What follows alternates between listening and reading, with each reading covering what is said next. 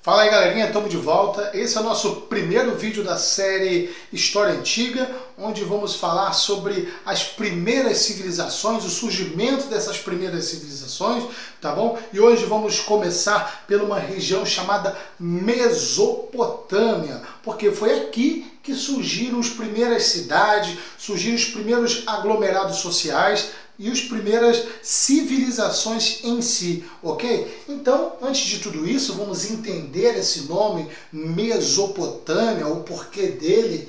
Ele basicamente foi criado pelos gregos, né? As pessoas que viveram na Mesopotâmia, elas não se autotitularam mesopotâmicas, eram os gregos que olharam para eles e chamaram eles de Mesopotâmia. Mais especificamente, o pai da história, Heródoto, né? Esse cara tão importante. Então vamos analisar o nome Mesopotâmia. Ele tem dois radicais, é composto basicamente de dois radicais, né? O primeiro radical, meso, significa no meio ou entre alguma coisa. O segundo radical, potamo, significa rios, ou seja, temos algo como entre rios, uma região entre rios. Que rio era esse? Heródoto, quando ele viaja para a Mesopotâmia, ele observa essas sociedades, ele se impressiona com o grau de tecnologia, de evolução que a sociedade tinha, e ele observa basicamente que essas sociedades elas viviam bem, né, graças à existência de dois rios, o rio Tigre e o rio Eufrates. O rio Eufrates em si, ele nasce lá na Armênia, nos Alpes da Armênia, e em determinado momento de degelo, ele causava um forte período de cheia, levando os sedimentos por todo o rio, e chegava lá no sul da Mesopotâmia, deixava aquela região bastante fértil, né? Uma região propícia para o plantio. Então aqueles povos nômades que transitavam dessa região da África para a Mesopotâmia e em direção à Ásia, eles observaram que essa região era propícia para o plantio, para o cultivo, para o surgimento das primeiras civilizações, das primeiras cidades, das primeiras sociedades. Tudo bem. Bom, onde fica a Mesopotâmia? Vamos dar uma olhada, eu vou colocar para você aí um mapa, para você olhar, observar aí essa meia-lua, tá vendo essa meia-lua que você está observando aí? Ela é basicamente conhecida como crescente fértil, e a Mesopotâmia fica no extremo sul dessa meia-lua. No outro extremo temos aí o Egito, mas pela região central temos ali o Oriente Médio, onde tem Israel. Nós vamos estudar todas essas partes mais separadamente, mas hoje em dia, se você for observar, a Mesopotâmia fica basicamente onde é o Iraque, onde temos a região do Iraque. É uma parte do Kuwait, da Turquia, da Síria também, mas basicamente ela fica toda na região do Iraque. Bom, como eu disse, a Mesopotâmia ela não é uma civilização. A Mesopotâmia é uma região onde viveram muitos povos. Em determinado momento um povo cresce e acaba dominando os outros. E por isso que a gente não pode falar de civilização mesopotâmica no singular. Temos que falar no plural, civilizações mesopotâmicas, ok? Então, os primeiros a chegarem nessa região, eles vieram lá da região da Ásia, da região de Sum. Por isso eles são conhecidos como os Sumérios. Eles chegaram por volta de 4.000 anos antes de Cristo, formando os primeiros núcleos sociais, plantando, criando as primeiras cidades, ok? E eles basicamente, eles inventaram muitas coisas. Eles eram praticamente a base da cultura das outras civilizações que viveram ali na Mesopotâmia. Tudo tranquilo? Então vamos lá. Uma das grandes inovações que os sumérios trouxeram, não só para a Mesopotâmia, e sim para a humanidade, é a invenção da escrita. Isso aí, a escrita surge na Mesopotâmia, uma invenção dos sumérios, por volta de 4.000 anos antes de Cristo, ok? Bom, que tipo de escrita era essa? Era no papel, em livro? Não.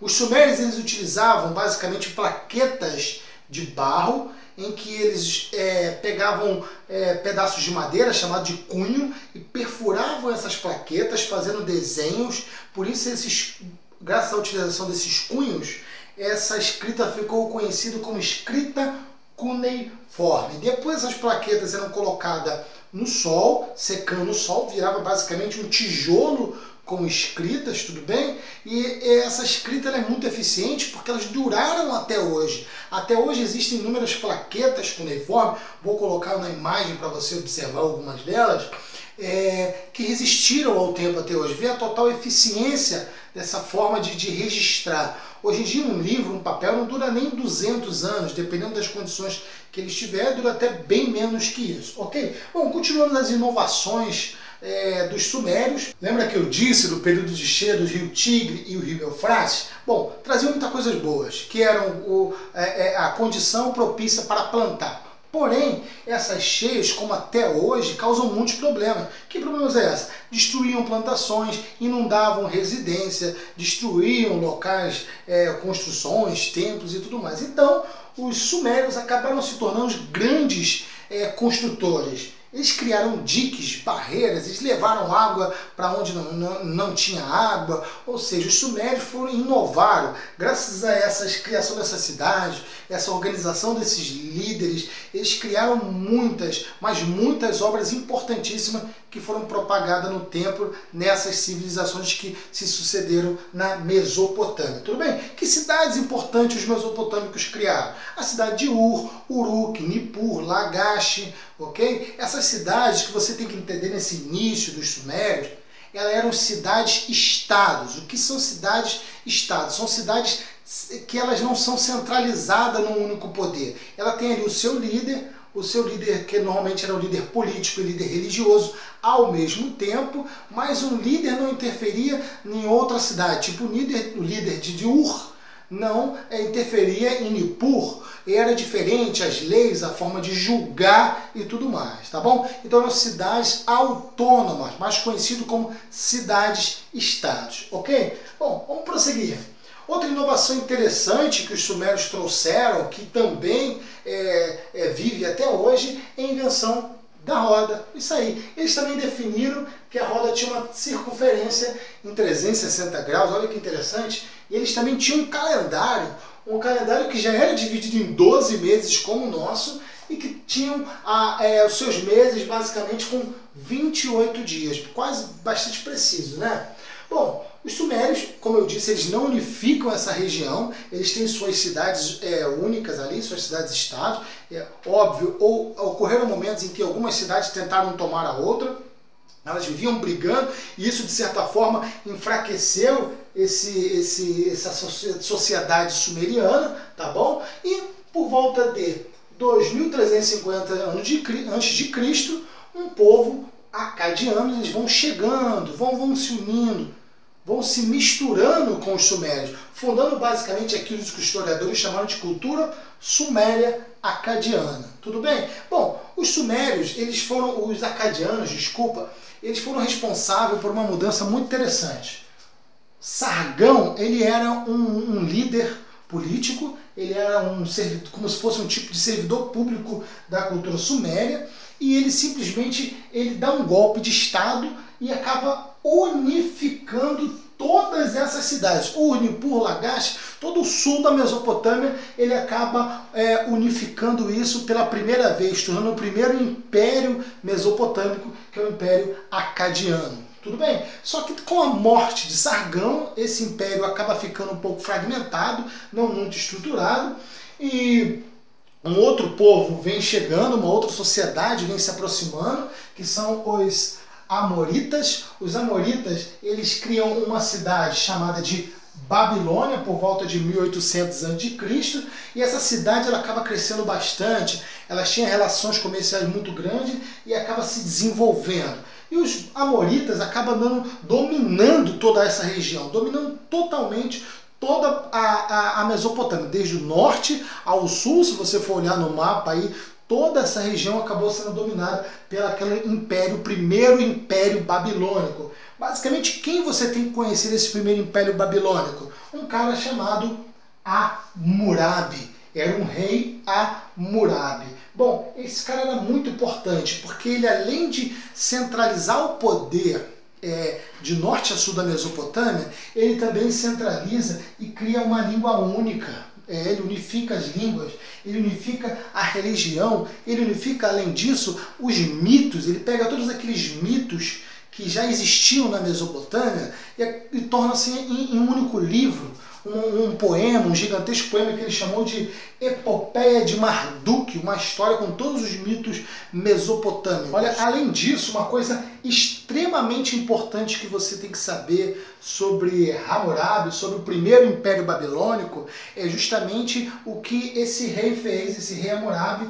Ele pegou todas as leis que já existiam na Mesopotâmia naquele momento, leis que eram transmitidas de forma oral, de pai para filho, de grupo para grupo, e ele unificou tudo isso criando uma coisa chamada Código de Hammurabi, que era um conjunto de lei, na verdade, até o presente momento, até os descobertas históricas até o presente momento, o primeiro conjunto de leis da história da humanidade que ficou conhecido como Código de Hammurabi.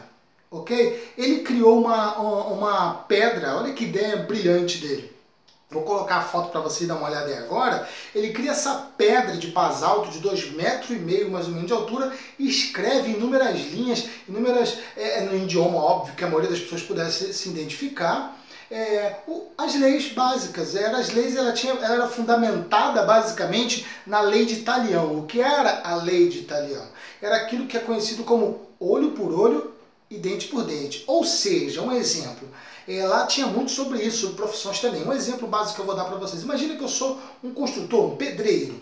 Eu construo uma casa e nessa construção eu erro em alguns cálculos, essa casa cai e mata o filho daquele que me contratou. Segundo a lei de Talião, essa lei que foi unificada no Código de Hammurabi, esse homem que perdeu o seu filho, ele tinha o direito de matar o meu filho. Outro exemplo, se eu sou um médico, eu fiz um remédio errado, acabei deixando o meu paciente cego de um olho, ele tinha o direito de cegar o meu mesmo olho. Olha que lei interessante, meio louca, né? Mas com a morte de Hammurabi, o Império Babilônico sofre inúmeras invasões dos povos hititas, dos povos assírios e acaba caindo. Então vamos lá, com a morte de Hammurabi, né, o Império Babilônico começa a se desfragmentar, a sofrer inúmeras invasões, tanto de povos hititas, povos que já dominavam uma tecnologia mais avançada de domínio do ferro. Olha a idade do ferro, e não era fácil dominar o ferro. Tinha necessidade de você dominar, saber como derreter esse material que era muito mais difícil, né? Era necessário uma temperatura muito alta. E os hititas e os assírios já dominavam isso, então eles chegam naquele Império Babilônico já fragmentado e dominam toda aquela região, tá bom? Os assírios chegaram lá por volta de 1200 antes de Cristo, né? Eles eram uma sociedade basicamente militarizada, eles entendiam que era melhor tomar algo dos outros do que próprio construir. Então por isso que eles foram responsáveis por desenvolver o primeiro exército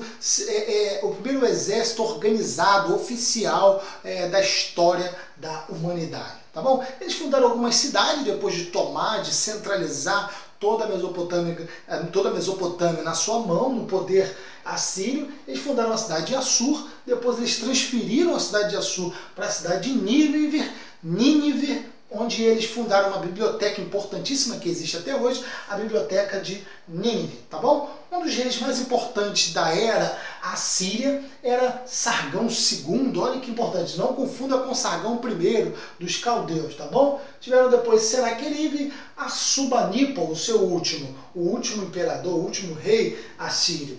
Bom, os métodos de dominação assíria eram extremamente violentos. Como assim extremamente violento? Eles dominavam aquela região através da força, eles tinham um exército, coisa que as outras cidades não tinham. Então eles faziam o seguinte, imagina que alguma cidade, vou citar aqui Nippur, se rebelem, e essa cidade tivessem ali 500 habitantes, eles simplesmente matavam os 500 habitantes. Olha que terror total. Empalava, pior ainda. O que é empalar? É enfiar um ferro ou uma estaca de madeira lá por baixo, saindo na garganta e deixava todo mundo pendurado. 500 pessoas empaladas assim num campo. Você que é de outra cidade, como você vai ficar? Aterrorizado. Você não vai querer se rebelar contra os assírios. Eles eram muito, mas muito violentos. Essa era a característica Assíria, ok? A sua decadência ela começa lá por ano 612 a.C., óbvio, uma sociedade tão violenta dessa forma também terá muitos inimigos, sofre muitas invasões. Assim como ela surge do nada e cresce, fazendo uma grande expansão militar até para fora da Mesopotâmia, chegando até basicamente no Egito, ela também some do nada e é devastado basicamente por uma sociedade chamada de caldeus. Os caldeus chegam e detonam de vez os assírios. Os caldeus eles são basicamente conhecidos como os novos babilônicos, ou seja, os neobabilônicos, ou segundo império babilônico. Eles chegam com um poder militar também muito grande. Um dos seus reis mais importantes, que eu tenho certeza que você já ouviu falar, ou quem é antenado, quem já leu a Bíblia, quem já foi à igreja, vai conhecer esse nome estranho, mas muito comum para a gente, que é Nabucodonosor. Isso aí, um cara tão importante que foi citado também no livro sagrado dos cristãos, que é a Bíblia. Nabucodonosor era um cara que gostava de muitas construções. Ele fazia muralha, palácios e tudo mais. E essas construções, havia necessidade de pessoas para fazer essas construções. Então eles tinham que expandir o seu território, dominar grupos e trazê-los para trabalhar, tá bom? Ele foi responsável, lembra lá, do jardim suspenso da Babilônia? É isso aí. Segundo diz a lenda, ele deu esse jardim para sua esposa, que ela vinha lá da Pérsia, ela sentia saudade das plantas de lá e tudo mais. Ele criou um grande jardim que era algo extremamente exuberante. Dizem que tinha até cascata artificial. Fico imaginando como teria cascata artificial naquela época, tá bom? Nabucodonosor foi responsável por um fenômeno interessantíssimo também, que também é citado na Bíblia, o famoso cativeiro da Babilônia. O que foi o cativeiro da Babilônia? Essa expansão militar fora do território da Mesopotâmia fez com que eles escravizassem aquele povo hebreu. Olha que interessante, os hebreus são levados para a Babilônia para trabalhar para Nabucodonosor.